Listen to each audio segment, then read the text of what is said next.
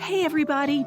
Are you with me when I say life can be amazing at times, but it can also be extremely challenging? I know, I've been there myself, learned some valuable life lessons along the way, and now I'm here to help you. It's no coincidence you found your way to the Relevate podcast. I'm your host, Rena Olson, a self-proclaimed inspirer of others. Together, we're going to dive deep into raw and honest conversations with real people. My hope is that through these stories, you too will be inspired and ready to tackle whatever's holding you back or breaking your heart. Then you'll be free to live a life of purpose and true fulfillment. I promise it's possible. Let's Relevate. Hey friends, it's Rena Olson. Welcome to this very special episode of the Relevate podcast. We are keeping it upbeat and light today with a fun and informative discussion about puppies and dogs, Goldendoodles specifically. If you're a dog person like I am, I think you're really going to enjoy this conversation with Beth Bruchmann of Chattahoochee Kennels, located just north of Metro Atlanta. I am a dog person through and through. To me, they just make life so much better. We recently lost our beloved Goldendoodle Rosie earlier this year to an illness. Those of you know how hard it is to say goodbye to our beloved canine kids. But alas, another door was open, and we now have since welcomed a little ball of chocolate spunk and fluff into our home, our new Goldendoodle girl, Sister Hazel Ray. Along the way, we found Beth, Hazel's amazing breeder, and learned so much. I hope you'll enjoy this conversation as much as I did. Beth Bruchmann, welcome to the Relevate podcast. Thank you. It's so great to see you again. You're like all tan and relaxed. It's good to see you too, and good to see Miss Hazel. Oh, she's so fabulous. We think about you every day with her and just all the good work and love you poured into her and giving us a really, really amazing canine companion. I'd love to know just a little bit more about your background and if you could share more about your amazing company. So my background is my mom was a breeder and my aunt was a breeder when I was growing up. So I have been around dogs in one capacity or another for my whole life. But I remember one time I was thinking about this morning, and my sisters and I ended up having to bottle feed these puppies. Aww. And I'd be late for school every day. And I said, I will never breed puppy. I'll never, you know how you are when you're a kid. And look at me now. But I went to school at University of North Texas. But I got my my undergrad in psychology and sociology. And then I decided that I wanted to get my master's in behavioral research. They have a huge program for behavior analysis where they look at all kinds of behavior, and I was fascinated by it. But I ended up just sticking more with the animals than the people. So that was a track? You could do animals or people, or was it all kind of combined? It was all, behavior is basic. You know, you're going to look at two different kinds, and I probably shouldn't get into that now because we're going to go down a whole nother road. But behavior is basic in people too. It's just, it's what is encouraged, and you can do it in a positive way or a negative way. So if you're encouraging it in a positive way, then the behavior goes up. If hitting it with a negative reinforcer, then your behavior goes down. So life is all about that. And it's the same thing for animals. It's all about what is encouraged or discouraged. So I did that, and of course at the time I had my kids. I was raising babies, and we moved a whole lot. My ex-husband was in retail, so we moved a whole lot. And every city that we moved to, I would go to the shelter and I would work with the dogs. And I loved that. It seemed like that was the thing that just gave me the most hectic life, new cities, new people, little kids, real close in age, but I could get out there and work with the dogs, and it fulfilled me in crazy ways. So I did a ton of rescue and training with dogs. Love that. And then when I moved here, I got really involved with the rescue group, and then that rescue group involved puppy mill rescue, heavy into puppy mill rescue. And I would always get the mamas and the breeding dogs just because I had experience with it from being a kid. And I did over and over again, raising dogs, just raising the puppies. We'd pick them up. Sometimes they'd be pregnant. And by the time I got them back here, back to Georgia, I'd have a litter of pups on my hands. So you would be fostering them in your house? And then finding them homes. Yeah. I stopped counting at 3,500 dogs that came through my home. And Whoa. How many? Yeah, 3,500. I stopped. I finally said, that's it. That's enough. I had no idea. So it was a matter of I always was around dogs. I love the training. I love the working with the people. It's a little bit harder when you're working rescue than it is when you're breeding, just because with rescue, there's a tendency to people to think that the dogs are a little bit more disposable. So anyway, one day. In terms of people saying, I want a dog, and then calling you back and saying, yeah, or it's too much work, or it's too much, or taking it home, or it's really cute and playful, and then your kids get tired of it, and then we'll just give it back to the rescue. Oh my gosh. Yeah, so there was a whole lot of that, and that was very discouraging. And I ended up getting my first poodle, Hooch, Chattahoochee, which I named my business after. I had cancer. And I had to slow down in the rescue, and I always at the time, I probably had 7 dogs that were unadoptable because of behavior issues, but I loved them. They were going to stay with me, but I always wanted a standard poodle, and my husband at the time probably would have done anything at the time because it was just a really, really tough time. And I got my first standard poodle, and loved Hooch. her. Yes, and it was Hooch. a girl. And what color was she? She was apricot. Oh, okay. It's very pretty. Awesome dog. And I went to the vet. I took one of my dogs to the vet, and the vet was talking to me about dogs and breeding and some things that he had been going through, that he'd been experiencing with clients. And he said, Beth, I tell you, if everybody did it your way, there would be no puppy mills. We would not have these issues in the world. And I went, I wonder. So at the time, my youngest son had terrible allergies, and it seemed like it was a really good idea to do the doodle breeding. Loved my poodle. I just had to find the right male. And so I knew it had to be a retriever. It was going to be a lab or some type of retriever, because retrievers are generally they're a pack. They have a really high pack drive, which means that they always want to come back and be with their family. And any dog that has a really good high pack drive will always want to come back and be around the family union. Just awesome dogs. So anyway, that's where it started. Oh, that's where the whole thing started.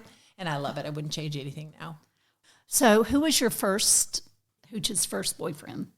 Oh, now Hooch loved my yellow lab named Roy, but he was neutered. Oh. Now I ended up finding a golden retriever. A friend had a golden retriever, and he was an awesome dog. So his name was Rusty, and so Rusty was the first. And I still have that first litter that she had. I mean, I still stay in contact with that family. And they were all just the classic Goldendoodles with the pretty golden coat. Yeah. Now we've gotten creative.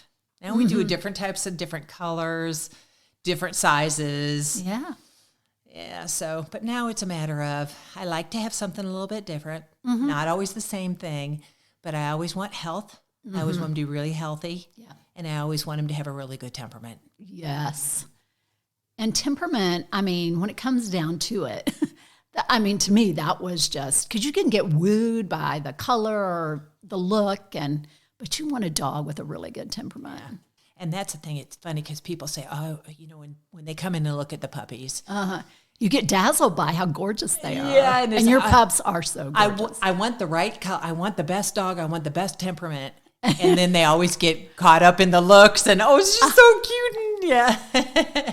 But it's, you can't really go wrong with a doodle, really. I know. Okay. Well, share more about, I'm a huge fan of the breed. This is my second doodle. Our first one, Rosie, whom we lost in February, was just an unbelievable dog. And every time I meet a doodle out in the street, so where we live in Metro Atlanta, there's, this is really doodle country. So for people that are not familiar with the breed, help us understand just what is so great about these dogs. Okay. So you're taking a standard poodle who is naturally, it's a standard poodle, not a miniature poodle, not a toy poodle. That makes a big difference. A standard poodle is a water retriever. And when I was explaining to you before about retrievers, whether it's a golden retriever, a lab, a a flat coat retriever, anything, your retrievers have a very high pack drive. Mm-hmm. Well, the same thing with a standard poodle. You're going to have that. I want to be around my family. I want to be part of the whole, I'm very friendly. I'm outgoing. I'm smart. When you look at the top 10 breeds, you're going to find your retrievers, your labs, your goldens, and your standard poodle. Mm-hmm. And your top 10 of the best dogs, the smartest dogs. Right. And this is something that was voted on by the AKC judges that does nothing but judge these dogs. So that's what makes them so special. You've got issues with too much inbreeding in your purebreds, and you bring two different breeds together, and you get less of a problem with health issues. Mm-hmm. You lower it's called the COI, which means it's the inbreeding coefficient. You don't want to have copy of a copy of a copy, because that's when you start getting health issues. Mm-hmm.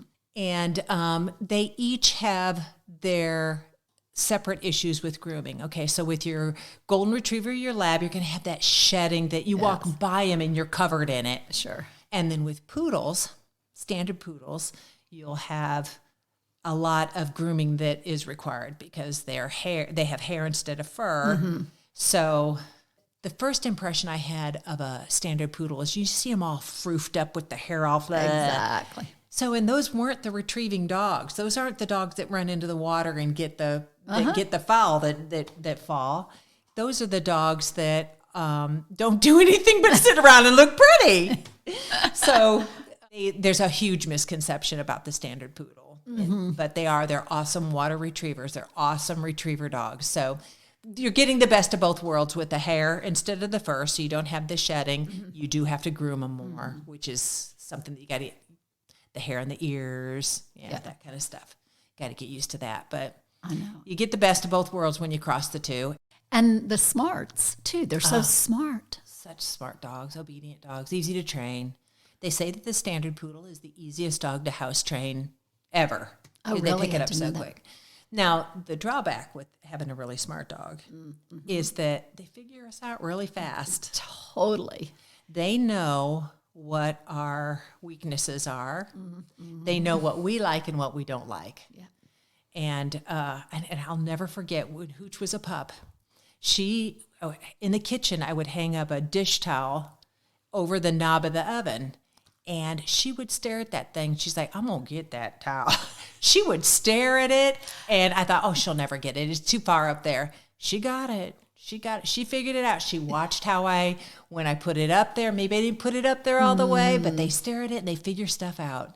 You have to be mindful of what you're doing and what your reactions are, because they watch those reactions, they categorize them in their heads, and then they use them to their advantage. So, yeah, I've heard a lot of people say it's like a human in a fursuit. Yes. They're just a hair away from being a human. Some of the, I know my dogs are just like really intuitive. Like, and if you're sick, that dog is by your side. CHOA, our children's hospital here in Metro Atlanta, they use a lot of the Goldendoodles. You probably know that because, and they just go in and hop up on the bed with sick kids and just give them some love and help them be kids and forget about what they're going through.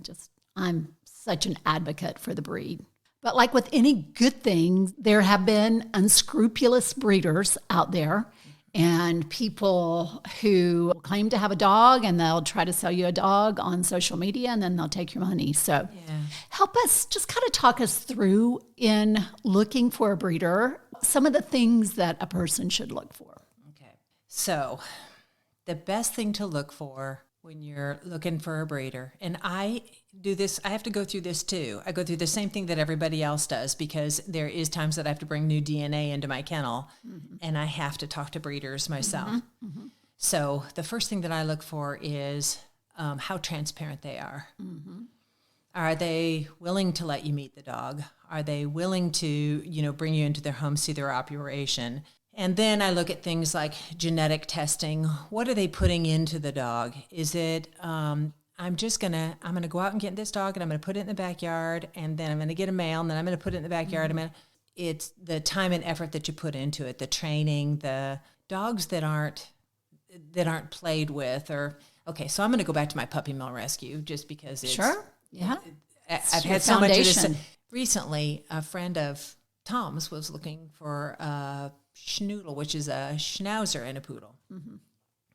And she wanted to know if I knew anybody. I said no. And she said, would you help me look at breeders? So she sends me this website. And the website was beautiful. And there was beautiful pictures of all these puppies and these cute little playpens. And it just looked like the most loving, perfect home. I said, I don't know. Where's the parents? I want to see pictures of the parents. I want to see all. So I ended up, going back to my old puppy mill stuff, and I looked up the city that she was in, and then I looked up she had a rather large breeding stock, and she said she was a commercial breeder. So I looked up her license, and from the license, I started to look at the USDA reports, because whenever you're a licensed commercial breeder, they have to inspect, the USDA has to inspect you to make sure that she had like 580 dogs. And I went back and looked at the poodles, the miniature poodles, and it said in house number 4, there was poodles in there that had matting so bad you couldn't see their eyes. And then another one, there was a report that it was covered in fecal material, and it was so matted.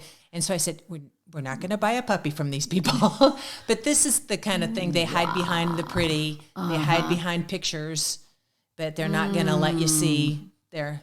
So that's probably the biggest. How transparent are they? How are they? Will they put themselves out there? Will they put their dogs out there? Will they let you meet their dogs? And then what have they done other than that? Does the dog go to the vet? Is the dog kept up? That kind of thing. It's scary. It's a scary world. It really is. I didn't realize all that information was available.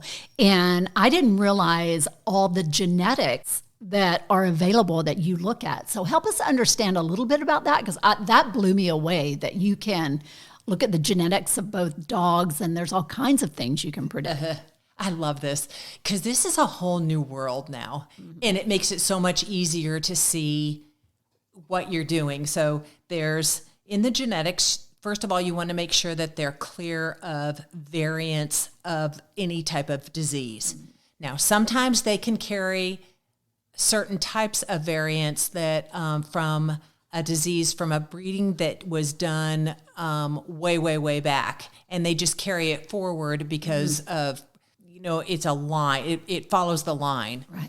In situations like that, if the mother and father don't have the same... So an example of a disease like hip dysplasia or something like that? Yeah, so, okay, let me give you an example. There is a variant for dachshunds that gives them...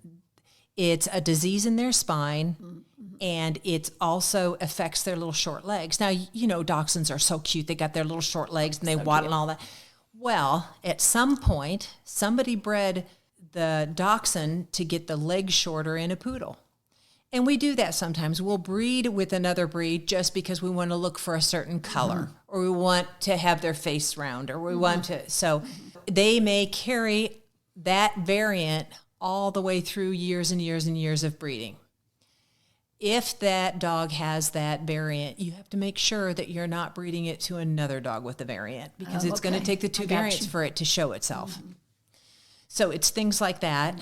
Or you have, in poodles, you have some diseases that will really, it's not worth it to even go there. It's not worth it to even try it if they carry the variant. Now, if I came across a dog that had the variant from a dachshund that was years ago because they were trying to bring the legs down or trying to make it from a standard down to a miniature or whatever, I would not worry about that. I would just make sure that I looked at the female's DNA to make sure she didn't have it, so that I didn't have puppies with it.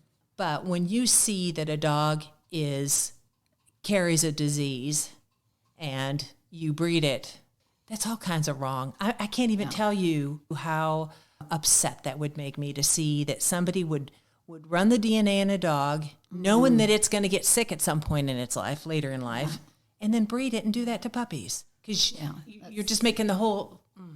Okay, I'll go off the deep end on that one. But but that's something we can see, the basic size of the dog on the DNA.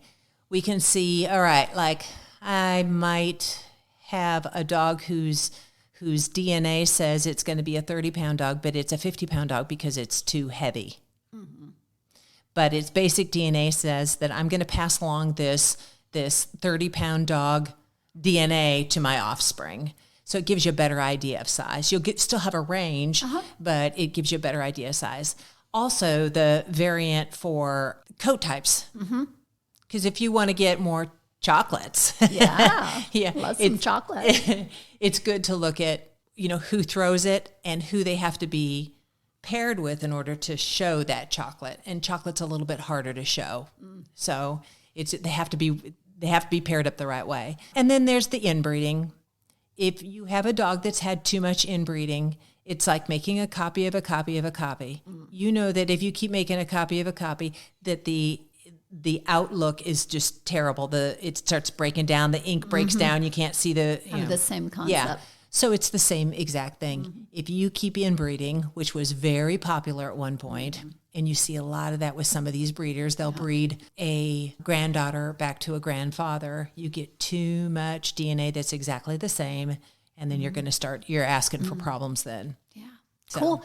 And then with you, I learned about the fading gene. Oh, yeah. Tell us about that. That's okay, so cool. The fading gene is a lot of times poodles, their color they'll start off being a black dog, and then they'll end up being a gray dog because they have the fading gene. So that's something that we look for now. Like Miss Hazel will definitely keep her beautiful chocolate coat because neither one of her parents have that. But if we had one of the parents that had the fading gene and one that didn't, then maybe half the litter would have it and half there. And then you wouldn't know until you ran the DNA or you waited long enough to see that they had a lighter coat than the rest of the litter. She's so cute. She looks like she's smoking a cigar. I know. She sticks that bully stick.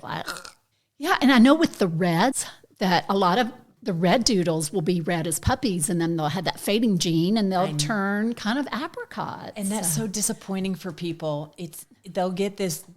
They get this cute little puppy thinking it's going to stay that color, and then it doesn't. Oh, and I get that a lot. I hear that. So, but they're going to lose their color anyway. And I said, well, not necessarily. No. Depends upon whether the mom carries the fading gene. So, and it's so cool that you can see that. So it's just like a genetic report that you can. Yeah. Is it like a saliva sample That's the way it starts. That's the way it starts, and they give you all. And they're looking for new things now because I think in doodles we love to see the tuxedo. And the tuxedo is the white that's on the nose. It comes down the chest. It's the forepaws and the tip of the tail. Well, there's a specific gene that makes that happen. And one of the parents has to have it in order to see it in the litter. So, and that was a fun thing to find out, whether they actually have that gene in them. But that's something else that people want to see these days. So it's nice to know, okay, I can have this if I am breeding this dog to this dog. So there's just so much. It's just, it's amazing what you can tell now. Yeah. So, but the only thing it doesn't tell us is personality. And I'm sure at some point we'll be able to see that. Isn't that wild? Yeah. But right now, no, it's not. Hazel, really? She's like, wait. She is all over Beth Bruchmann for sure. I remember you. Okay, so let's talk about puppy training because I think that's where a lot of new dog owners really get hung up, as with the expectation of going in, of training a dog. So let's just talk a little bit about that. And if you can help us understand what's the biggest mistake, a lot of new dog owners, just help us understand a little bit about early puppy training. What's important, what we shouldn't be doing, because I am totally in that boat right now. And I want to set my dog up for success long term, but you have to make the investment. You, the owner, have to make the investment. Right. To train them properly. Yeah, because it's not just going to happen. Yeah, and it's not just the dog; it's the person that you train. It is probably the person more so. Not the puppy. Said there are no bad dogs, only bad human. It's like you, human, you're the one who has messed up this dog or is messing up this dog. So, do you believe that to be true? Probably 98% of the time. Okay, so what are we doing wrong? Help us. Help us be better, Beth. So the biggest mistake I think that people make when training a dog is that they treat it like it's a human instead of a dog. Totally guilty. Yeah. So it's guilty. You know, even though they have a lot of really nice human qualities like emotions and love, and they still are a dog. Right. And they need to be rewarded and punished a little bit different than a human being. So with a dog, you have 5 seconds to reward or punish. And I say punish, I'm going to give you an example of that. Right. I don't mean punish like, right. But it's 5 seconds. So your dog, you walk in the room and you see that it tore up that beautiful pillow that you have on your couch. You don't know when that happened. So if you start yelling at your dog, you bad dog, you did, they're just going to think you're a mean person. Because they're not connecting it. That's why I say you got 5 seconds and that's it. So catching them in the act is bonus. Yeah. You catch them in the act and you use your mean voice, bad dog. And, they don't want to disappoint you. Aww. So that's what I'm talking about with punishment. But also on the other side of that, if you catch them doing something right and you're going to reward them, you have to do it within 5 seconds. And I give this example over and over again because this is the one that I'd hear all the time.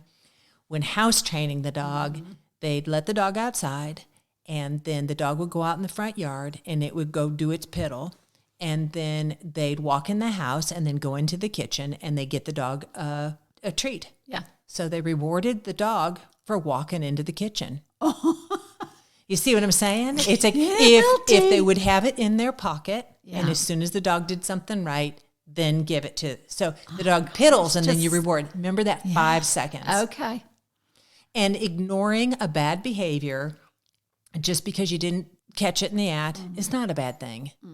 Sometimes I didn't catch it. It's better to just let it go and then try and find a positive way to reward it. So punishment. Take that whole couch and pillow thing. Okay, so you're sitting there and you see the dog go over and sniff the pillow and it's going to open its mouth and grab it. Immediately interrupt the behavior.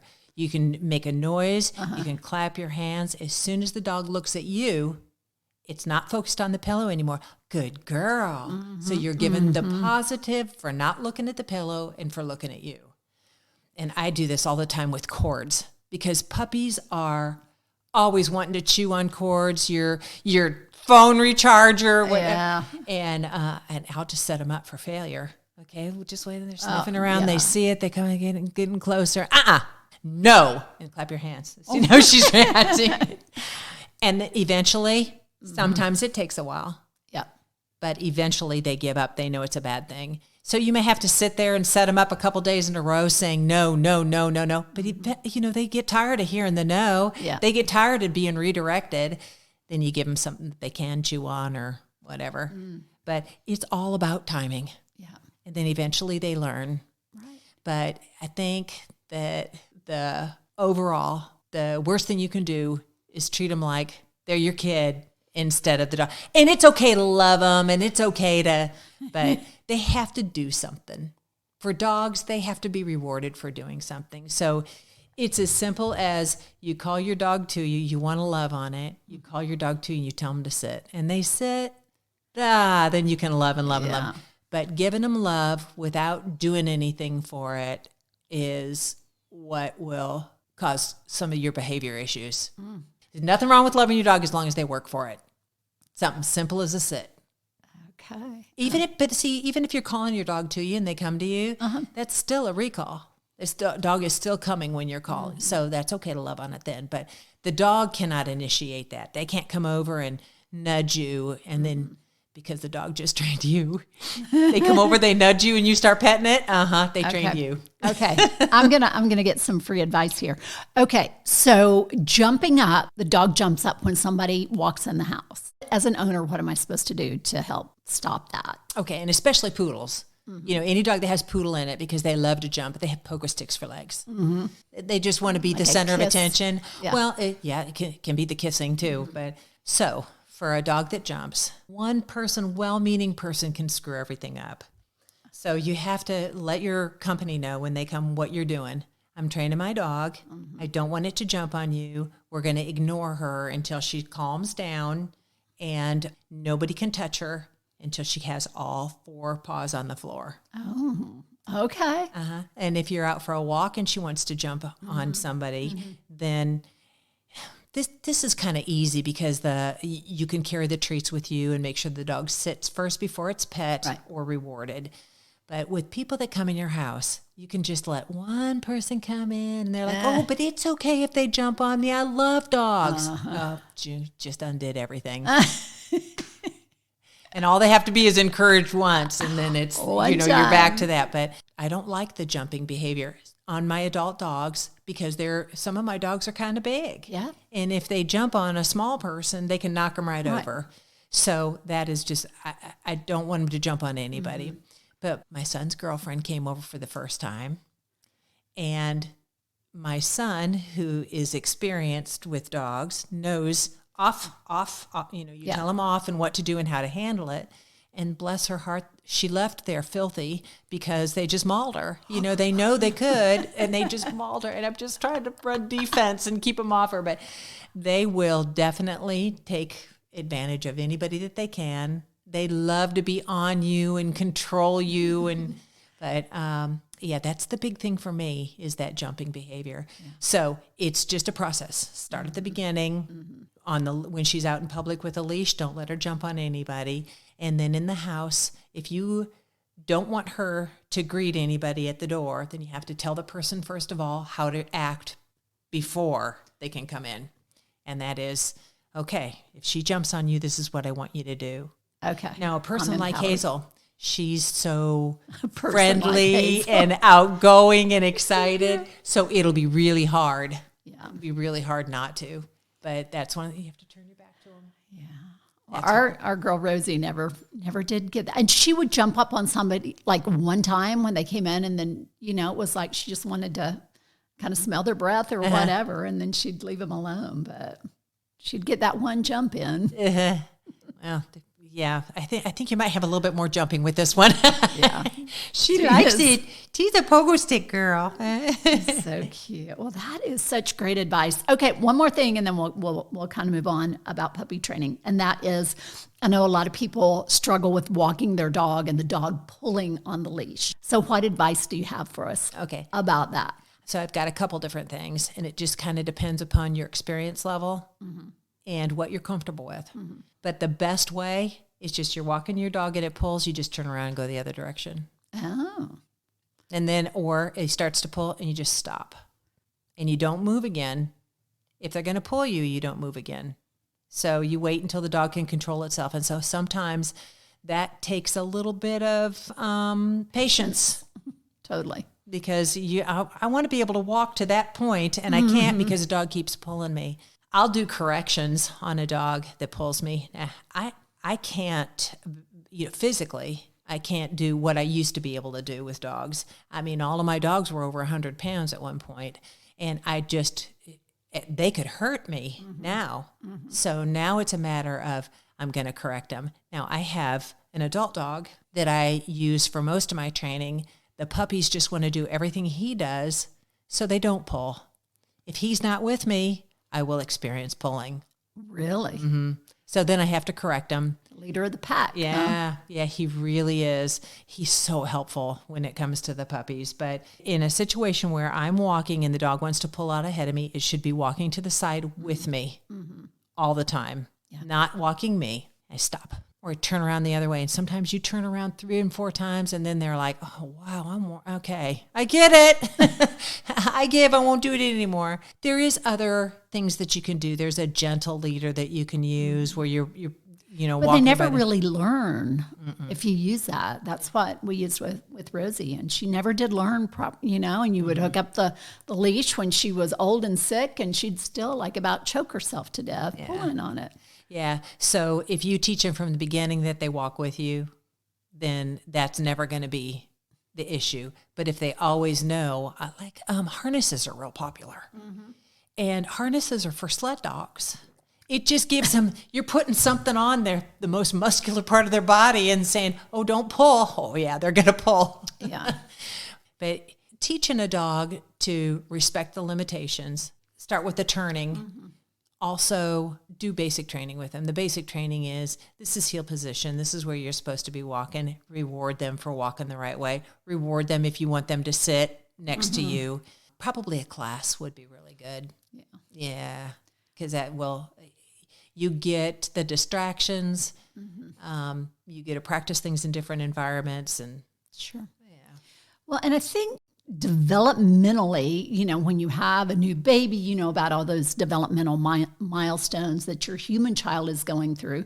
But puppies, there's very much a developmental period for puppies as well.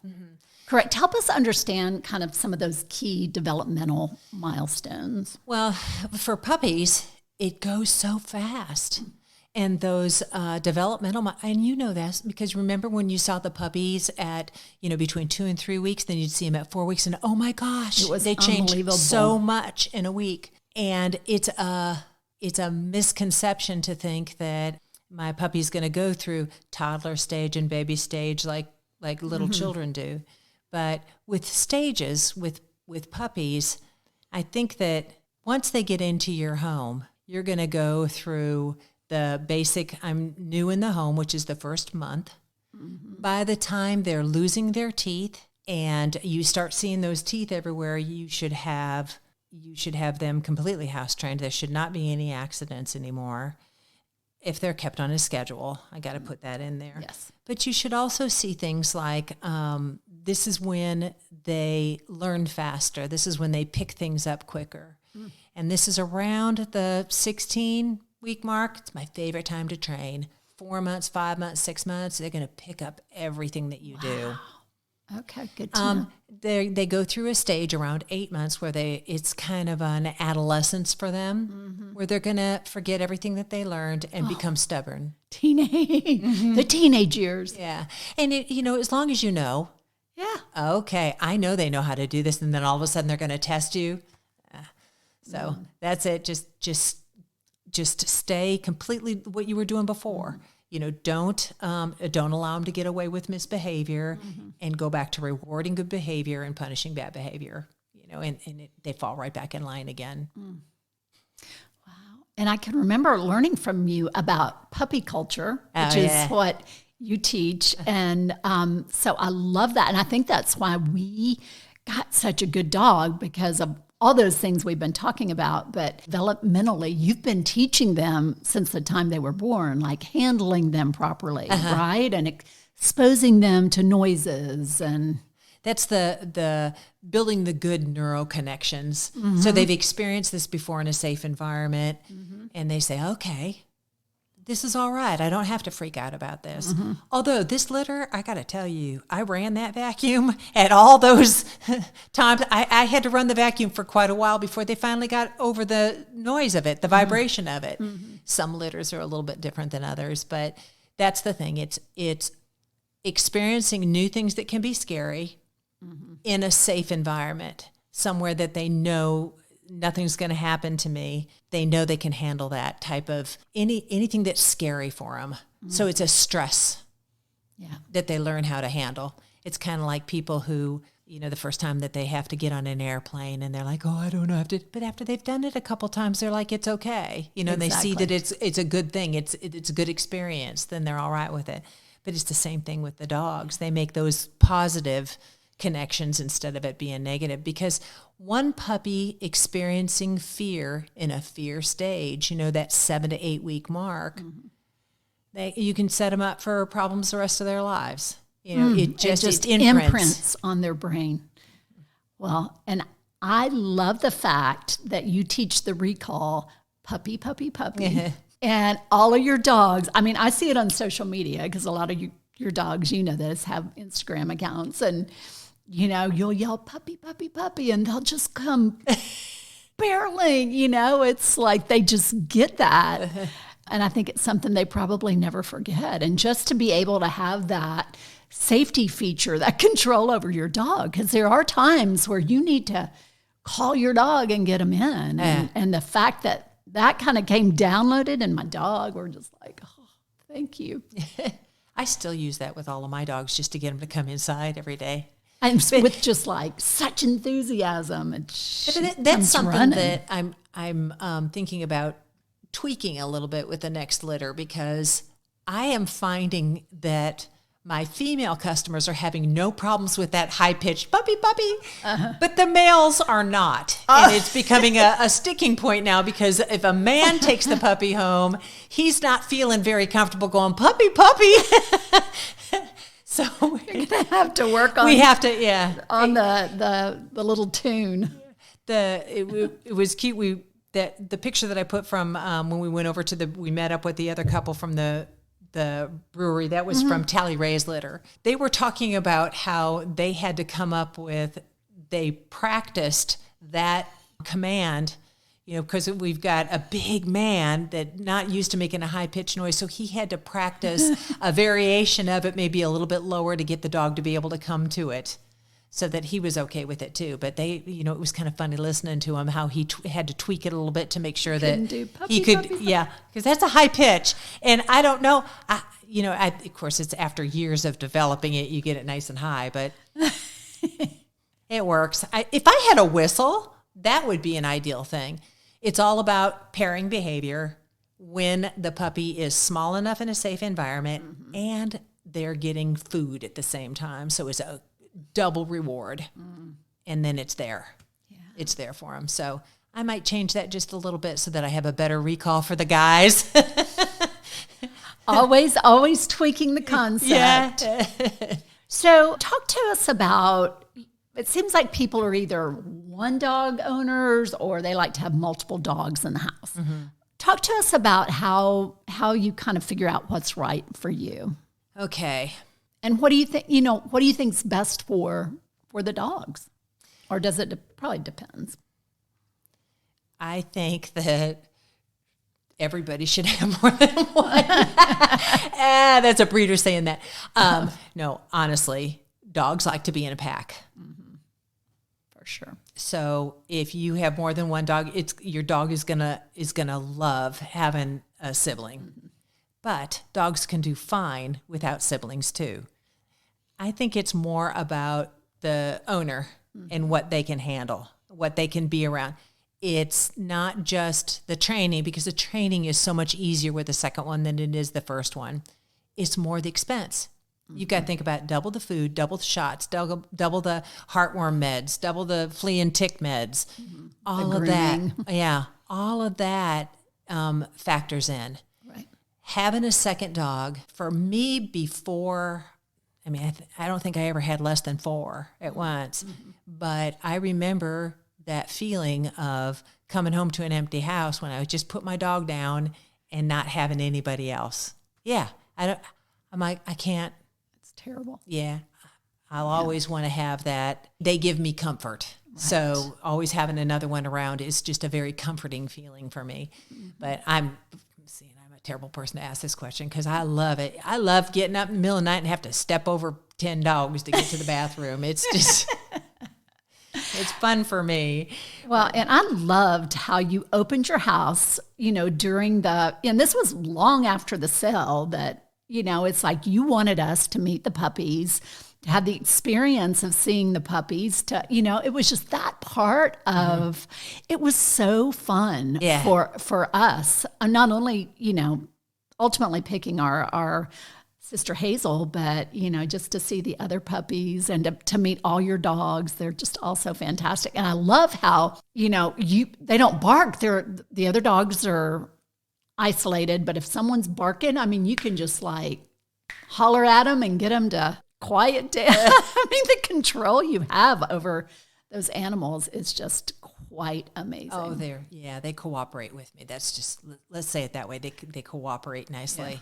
Yeah. And, it's they know who's in charge. Yeah. And it's like anything, there's sometimes I'll have one that just wants to, no, I am in a bark. There's a bad guy out there and I am going to bark. And there is times that I have to, redirect behavior.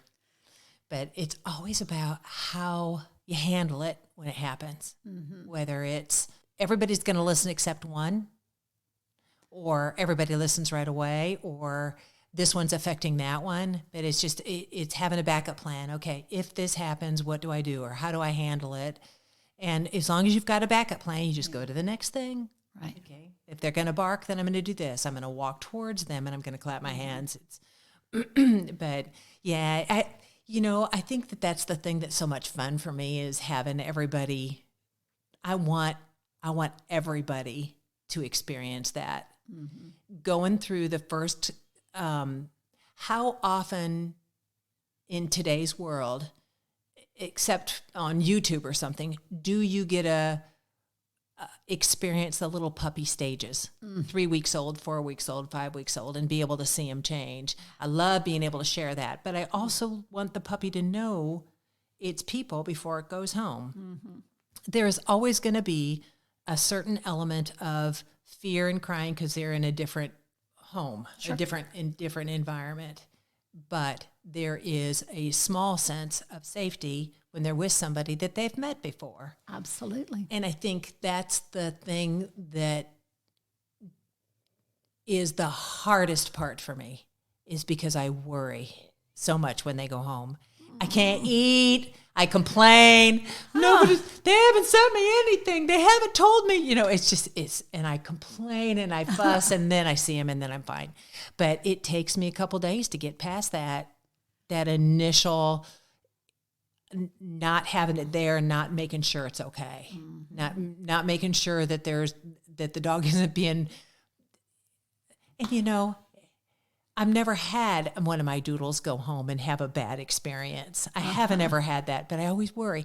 And I think that comes from the days that I did rescue, because there is dogs that went home to the wrong environment and the environment was terrible and the dog comes back and it's screwed up. I'm going past an event where they've got rescue dogs and I see this dog and I think, I'm just going to get it. I'm just going to get it. It needs a home. Bad news. Yeah. But anyway, there's a big difference there, but well, and we've always, and then I know there's that fine line, but our dogs are such part of our family, and that's the way I was raised, and it's like anything, what you put into it, you get out of it, and you can't love them too much, and the love you get in return, it's the purest form of love. I mean, they're just liquid love. That's all they are. They don't know any different. All they want to do is make you happy, whatever it takes. What do I need to do? Do I need to sit here first? Okay, I'll do that. So one more puppy question for you. I've heard it's really a 2-year span that your dog is a puppy. Would you agree with that? Mm-mm. I think that it depends upon the dog. And if you've got, usually your larger dogs take longer they go through the puppy stage a little bit longer. The energetic, it's hard for me to concentrate when there's a squirrel by kind of thing. But as far as the puppy stage, the smaller the dog, the faster they're going to mature as far as becoming an adult, a calm, easygoing. But 2 years I think that might be because your larger dogs grow for so long. Now I'm talking about dogs that are over 100 pounds. I'm not talking about, like Hazel size. Now Hazel be full grown. And I would say that when she is around a year old, you'll start noticing subtle things. You're going to, at this age, you're noticing all kinds of changes right away. I mean, like day to day, right? Totally. But no, 2 years is, not quite that long. And her energy, it's like there's a switch. She's either on or off. And like she was on earlier and now she's off. And she's sound asleep at Beth's feet. Okay, complete this sentence for me. Dogs make life. Can I give more than one answer? Of course. I think that dogs make life enhanced because they bring so much to us. But I also think that sometimes dogs just make life bearable. When no matter what you're going through, sometimes it's just walking through, they don't care what you look like. Right. They don't care what kind of mood you're in. They're always going to be, hi, Mom. They're always going to give you that. So I would say they enhance us because they give us joy and they're funny and they do things that you just love to see and experience. And then the other side is, oh my gosh, when I'm having a bad day, what do I want? I want to be with my dogs. Okay, in closing, my friend, why do you think life is better with a dog? To me, they give me so much. It's, I think they just bring so much to my everyday life experience.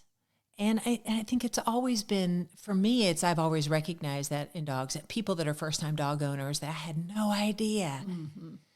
But there's also people that shouldn't have dogs that get dogs, and they're not going to get the same kind of fulfillment. But it's all about, what is it that you're looking for when you get a dog? Are they filling a void? Are you doing it because everybody else does it? Are you doing it because you think it's good for your kids? You know, what is the real reason that you're getting a dog? And if you just want to make your life better, enhanced, the same thing it is now, just added a little bit more whipped cream on the top, that's when you should get a dog. That's the time. It's cute when I ask people why they're thinking about it. Have they had a dog before? Mm-hmm. You know, what is their dog experience?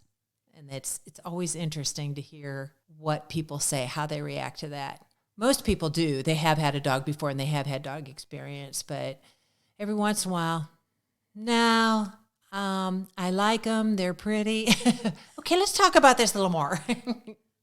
For sure. But, yeah, absolutely. They bring so much. Well, and I love the way you run your business. It is a business for you, but there is so much love involved with how you take care of those dogs and how you love the puppies and grieve when they're saying goodbye and make an effort to stay connected. So you've really built something quite amazing. And I'm just so thankful that our paths have crossed and this little dog will always keep us connected. So I thank you for sharing so much to people who may be considering a dog or who need to brush up on some of their skills as a dog owner. There's a lot to learn, and I think you've really helped enlighten us a lot. So thank you so much, Beth. Well, thank you. This was fun. So it's Doodle City where I live in North Metro Atlanta. The breed continues to gain popularity for so many reasons. Our first Doodle, Rosie, was an incredible ambassador for the breed.